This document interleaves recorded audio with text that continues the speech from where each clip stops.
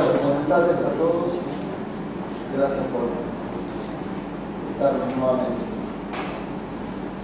No tenía preparada la charla porque bueno, estamos improvisando con este tema de los riesgos de trabajo para cubrir.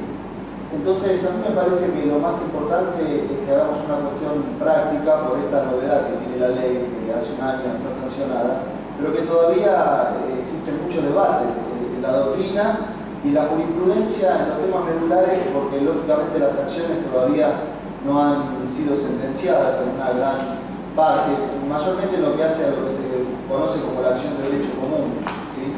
Y el famoso tema que era el que nos inquietaba mayormente, que era el de la opción excluyente.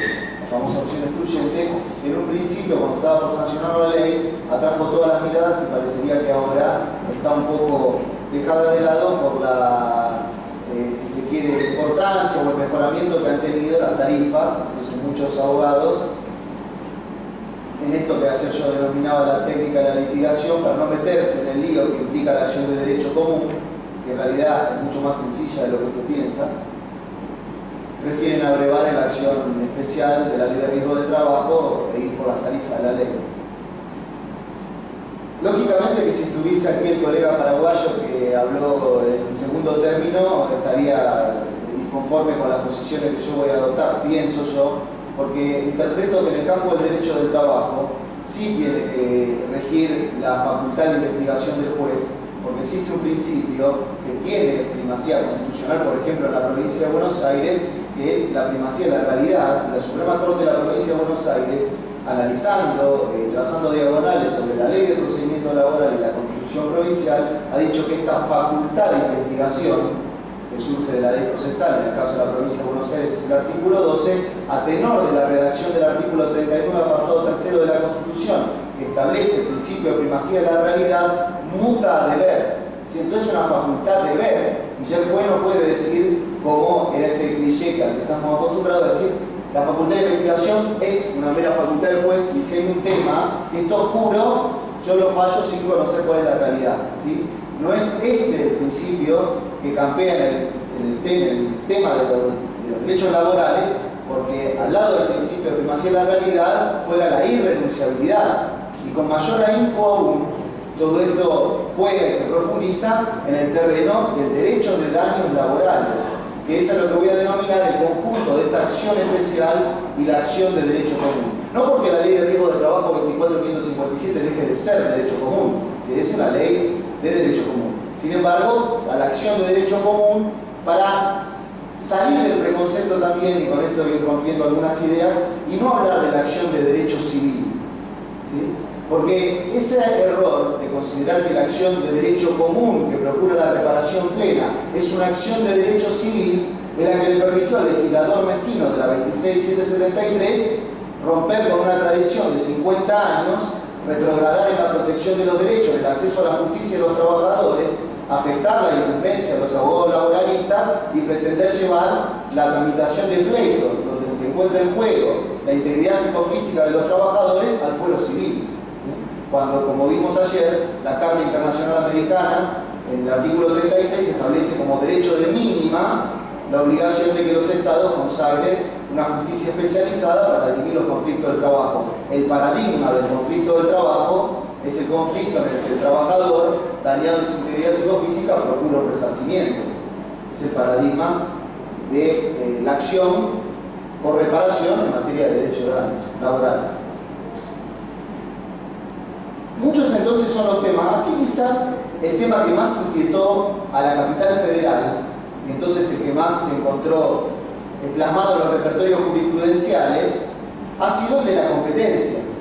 A ustedes no les afecta ese tema, como no nos afecta a la provincia de Buenos Aires, porque la provincia de Misiones, hasta donde yo sé, no ha adherido a la invitación del legislador nacional, que en el artículo 17 de la 26773 invitó a las provincias a transferir también la competencia de los juicios por reparación, los juicios, la acción civil, los juicios por reparación plena a la justicia civil. Ustedes me dirán si es así o no. O sea, todavía la provincia no ha adherido, y los juicios por reparación plena, aún fundados meramente en el Código Civil, una acción fundada en el artículo 1113 sigue siendo competencia de la justicia laboral común de la provincia.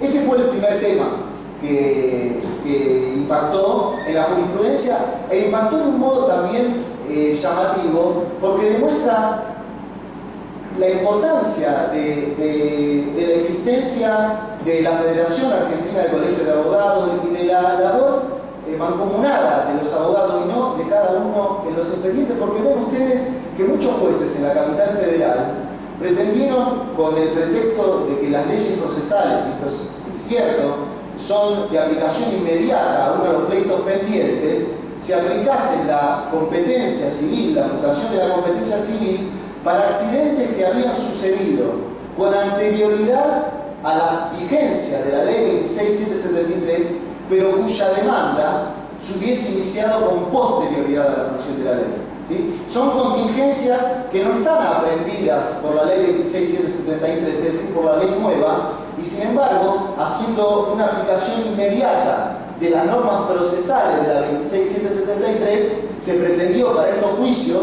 basados en contingencias anteriores, pero iniciados con posterioridad a la publicación de la ley, que esto también fuese a la justicia civil. ¿Sí? Que esto también fuese a la justicia civil. Y esto es evidente que no puede tolerarse, que no es menor un error de este tamaño, porque ustedes bien saben que la ley de riesgo de trabajo originaria, sin la reforma de la 26773, no tiene posibilidad de iniciar una acción de derecho común. Porque ustedes tienen el artículo 39, apartado primero de la ley de riesgo 24557, que prohíbe toda acción de derecho común, salvo el caso de dolo. En función de eso, una acción fundada en el riesgo o vicio de la cosa, una acción del artículo 1113, o una acción fundada en la culpa, artículo 1109, no puede tener consagración legislativa en cuanto a su competencia, porque el legislador en la misma norma está prohibiendo la acción. Sería un sinsentido manifiesto y absoluto que en una norma el legislador prohíba accionar y en otra norma del mismo régimen diga que a esas acciones le corresponde una competencia civil. Eso es absolutamente, a mi entender, evidente. Sin embargo, esto pasó, la Cámara Nacional de Apelaciones del Trabajo, ahora, hace poco tiempo, ya casi en todas sus salas, con excepción de uno de los magistrados de la sala quinta, ha dicho que no se puede aplicar esta regla de competencia a este tipo de demandas. Ese es el tema que interesó en la capital federal en primer lugar, porque les reitero, eran abogados que habían iniciado una acción de derecho común planteando la inconstitucionalidad del 39, como estábamos acostumbrados, vaquino, y se encontraban con un proveído cuando habían iniciado la demanda que remitía las actuaciones a la justicia civil, que pretendía remitir las actuaciones a la justicia civil, con todo lo que ello implica, con la pérdida que implica del beneficio de gratuidad, con la pérdida que implica de la exención del pago de tasas, con lo que implica para el acceso a la justicia a la persona que carece de recursos y con lo que implica para los abogados. Porque ustedes saben también que esta ley prohíbe el pacto de quota litis, toma como base regulatoria a los fines de los honorarios la diferencia existente entre lo que hubiese correspondido por la acción especial y la acción de derecho común. Es decir, aun cuando la demanda de derecho común que ustedes inicien prospere por 1 millón de pesos, si la tarifa hubiese dado 900.000, únicamente le van a regular sobre 100.000 pesos, más allá de que ustedes obtuvieron una condena y trabajaron en relación a un juicio sobre el que se sentencia por 1 millón de pesos. Por eso tiene importancia capital ese tema.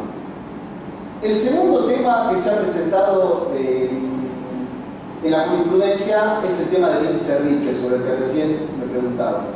La aplicación del índice RITE. Todavía tampoco existe uniformidad respecto de esto, y en esto ha coadyuvado en gran medida la ley, porque la ley 26773, en ese trámite express, el proyecto de ley fue remitido al Congreso de la Nación por el Poder Ejecutivo, ingresó al Senado, únicamente se introdujo una modificación que tiene una relevancia absoluta y después voy a ver a la hora de analizar la opción, pasó a Cámara de Diputados, fue aprobada inmediatamente, al día siguiente se publicó en el boletín oficial para entrar a regir inmediatamente con la publicación. ¿Sí? Se promulgó y se publicó el otro día en el boletín oficial. Respecto del índice RITE, entonces, es la ley, la deficiente técnica legislativa, producto, interpreto yo, de ese trámite express, el que ha traído una serie de conflictos, mayormente en relación a la vigencia temporal del ajuste, es decir, si se aplica a las contingencias anteriores a la publicación de la 26773, pero pendientes de satisfacción, es decir, los hechos que se encuentran in fieri, las indemnizaciones por contingencias anteriores pero que no han sido pagadas, o solamente se aplica a las contingencias cuya primera manifestación invalidante ocurriese a partir del 26 de octubre de 2012, que es la publicación en el Boletín Oficial de la nueva ley. Y el otro gran tema es sobre qué rubro se aplica el índice de ajuste. Si únicamente se ajustan las sumas fijas, los montos adicionales fijos que establece el legislador y los pisos, es decir, 180.000 pesos, eso que era tope en el decreto 1278/2000, los 180.000 pesos, y que se convirtió en piso por el decreto 1694/09, o se ajusta el resultado de la fórmula. Ustedes hacen la fórmula del cálculo tarifario y eso es lo que debe ser objeto del ajuste. No es menor la cuestión, para nada. Si interpretamos que se aplica el índice RIPTE al resultado de la fórmula, estamos admitiendo que el legislador nacional, que es el mismo que, como yo refería ya, dictó la ley de emergencia y la sigue prorrogando, y dentro de esa ley de emergencia sigue prorrogando la prohibición de indexar, está dejando de lado, para el caso de las acciones sistémicas, esa prohibición, porque está estableciendo un método de ajuste para aplicar por un índice general que sigue a la evolución de los salarios sobre el resultado de las fórmulas que otorguen las tarifas indemnizatorias en materia de riesgo de trabajo. Yo les pido perdón si tal vez alguno de ustedes ya esto lo conoce, otro dice de qué está hablando, porque no entiendo nada, porque es difícil cuando nos encontramos en un día así y no tenemos una charla previa saber qué nivel se encuentra cada uno, como para que sea bien práctico para cada uno de ustedes. Sin embargo, voy a tratar de ir haciendo un mix, y aclarar algunas cosas que para muchos puedan ser obvias y profundizar otras que, a mi entender, tienen relevancia. Una pregunta puede ser, sí. ¿Hay fallos respecto a la aplicación temporal del RIPTE de la Cámara? Muchos fallos. Muchos fallos. ¿Y qué inclinación se está teniendo? Bueno, por ejemplo, voy a tratar primero el RIPTE, ok, voy a tratar después, pero para ingresar en esto, y no lo tratamos ahora. ¿Qué ocurre con el índice RIPTE? El índice RIPTE está previsto en el artículo 8 de la 26773. El artículo 8 dice: los importes por incapacidad laboral permanente, los importes, se ajustarán de manera general semestralmente según la variación del índice RIPTE publicado por la Secretaría de Seguridad Social. Les comento, y ustedes ya lo saben, a cuyo efecto dictará la resolución pertinente fijando los nuevos valores y su lapso de vigencia. Les comento, esto es lo que les quería referir, que la Secretaría de Seguridad Social no está emitiendo esta resolución respecto de la cual obligó el Congreso a la Nación hace un año atrás. El legislador la Secretaría no está publicando esto, no está emitiendo la resolución. Tampoco estableció cómo tiene que ser la intervención del RT al pleito. Esto para ver el sinsentido sobre las arenas movedizas sobre las que estamos parados. Ustedes saben que si prospera la acción de derecho común, en la que en principio no interviene el RT, la ley dice que prosperada la acción, aun cuando la ley estableció la opción excluyente implicaría en principio que usted tiene que ir o por la tarifa o por la acción de derecho común. Y si usted intenta la tarifa, pierde la acción de derecho común, y si intenta la acción de derecho común, pierde la tarifa. Sin embargo, la ley luego, en el artículo 6º, dice que si prospera la acción de derecho común, que es la que se entabla contra el empleador, parece que este mínimo tarifario sistémico a cargo del ART que estaba renunciado renace de la ceniza para venir a cubrir al empleador. Ahora, el legislador dice que la ART también tiene que venir a pagar en caso de acuerdo transaccional, conciliatorio. Si esto se está remitiendo al fuero civil, podemos iniciar una mediación, el trabajador iniciar una mediación, citar a su empleador y ponerse de acuerdo y que el empleador le reconozca, por ejemplo, por la pérdida de una uña, 3 millones de pesos, y tendrá que venir a la RT a pagar la tarifa, cuando no está establecido cuál es el porcentaje de incapacidad, el salario y todas las demás variables, salvo la edad que surge el documento de identidad. Porque ustedes saben que el resto de las variables que se utilizan para calcular la tarifa generalmente se encuentran discutidas. no se ha dictado la norma reglamentaria, no existe decreto reglamentario de la 26773. Un año tiene de sancionada la ley. ¿Sí? Y les reitero, no estamos en un tema menor, estamos en el terreno de indemnización de los daños laborales. Lo mismo pasa con el RIT. Les decía que el RIT está previsto en el artículo 8, y dos son las normas que establecen en torno a la vigencia temporal del ajuste. El artículo 17, inciso quinto, y el artículo 17, inciso sexto. El inciso quinto dice: las disposiciones atinentes a prestaciones en dinero y en especie de esta ley entrarán en vigencia a partir de la publicación en el boletín oficial y se aplicarán a las contingencias previstas en la 24.557 y sus modificatorias, cuya primera manifestación invalidante se produzca a partir de esta fecha. ¿Qué quiere decir? Que, por ejemplo, el 20% adicional que establece el artículo 3 de la 26773, que es una forma de otorgar un daño moral dentro del sistema tarifario, empieza a jugar únicamente para las contingencias cuya primera manifestación invalidante se produjese a partir de la publicación de la ley en el boletín oficial. Salvo que ustedes recurran a la doctrina ya esbozada por la jurisprudencia y recetada por la Suprema Corte de la provincia de Mendoza, por la Cámara Nacional de Apelaciones del Trabajo y el fallo de la Suprema Corte de Mendoza, que fue objeto de recursos extraordinarios de la Corte Suprema de Justicia de la Nación, cuyo recurso mereció el rechazo en los términos del artículo 280, explicando que una cosa es la aplicación retroactiva de la ley y otra distinta es la aplicación inmediata de la ley a las consecuencias no consumadas de los hechos pendientes en los términos del artículo 3 del Código Civil. En función de esto, ustedes podrían procurar la aplicación del adicional del artículo 3 a los hechos pasados. Pero no hace falta esa argumentación para el RIT. ¿Por qué? Porque existe otro inciso, que es el siguiente, que dice, a mi entender: las prestaciones en dinero por incapacidad permanente previstas en la 24.557 y sus modificatorias y su actualización mediante el decreto 1694 se ajustarán a la fecha de entrada en vigencia de la presente ley conforme al índice RIT desde el 1 de enero del año 2000. Es decir, el inciso quinto habla de las prestaciones en dinero y en especie de esta ley, la 26773. Entonces, una prestación en dinero de la 26773 es el adicional del artículo 3. Pero la prestación es también el índice RIT. Es un tema de las prestaciones en dinero. Y aquí juega el inciso sexto, que explica y remite a la 24.557 y al decreto 1694/09, ya no a la 26773. Entonces interpreto yo, y esto ha sido recetado por buena jurisprudencia de la Capital Federal, de la Cámara Nacional de Apelaciones del Trabajo, que este inciso sexto está indicando que el legislador manda actualizar por índice RIT los siniestros pendientes de pago, lógicamente no cancelados, que no pueden ajustar una indemnización que ya fue percibida. Las prestaciones no canceladas pueden ser ajustadas en los términos del artículo 17, inciso sexto.